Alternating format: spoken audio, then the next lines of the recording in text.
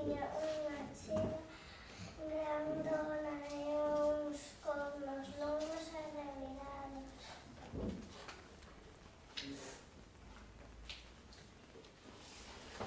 Un día, os tres chivos baixaron da montaña.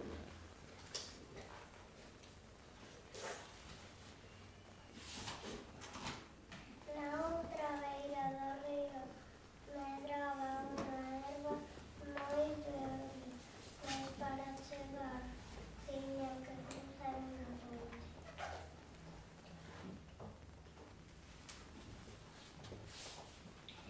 Debaixo da ponte vivía un ogro terrible.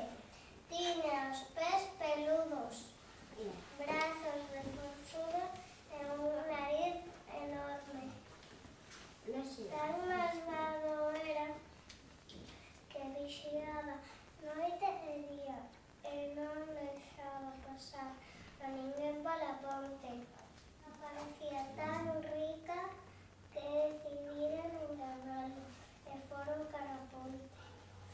Primeiro chegou a chiva pequeno, a chiva pequena e os cornos pequenos, facendo cos pezones patín, patín, patín, patín, patín, patín.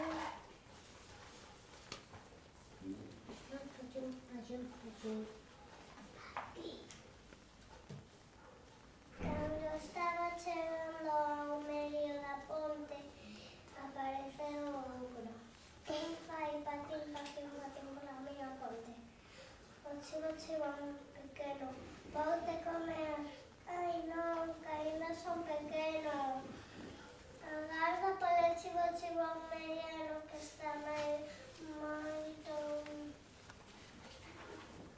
está máis gordo que a min. Por aquí nunca pasou ninguén, pero co chivo mediano comerei máis, pasa, pasa. E o chivo pequeno pasou a ponte.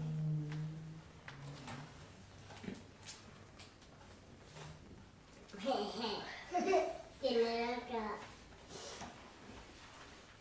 Logo chegou o chivo mediano coa chiva mediana e os cornos medianos, facendo cos pezones patín, patán, patán, patán, patán, patán.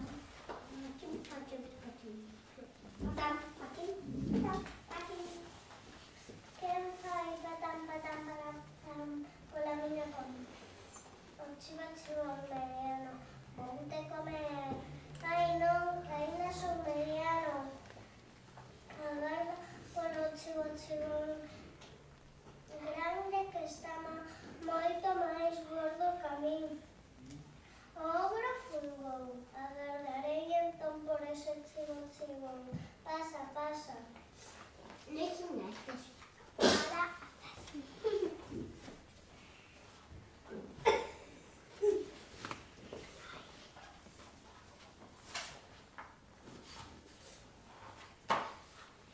Despois chegou o chivo grande, coa chiva grande e os cornos grandes, facendo cos pezones patón, patón, patón, patón, patón, patón.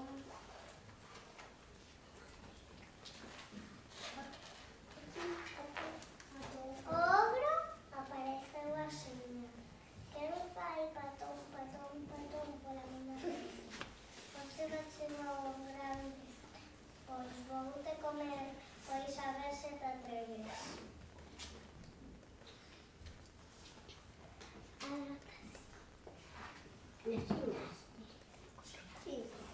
O ogro comezou a brincar pola ponte e o chivo grande baixou a cabeza, trucou e contra o ogro trucou.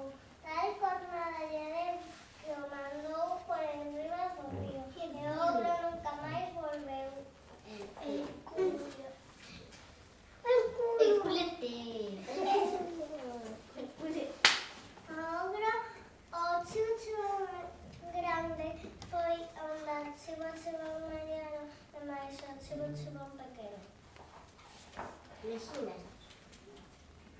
Vero. Guau. Con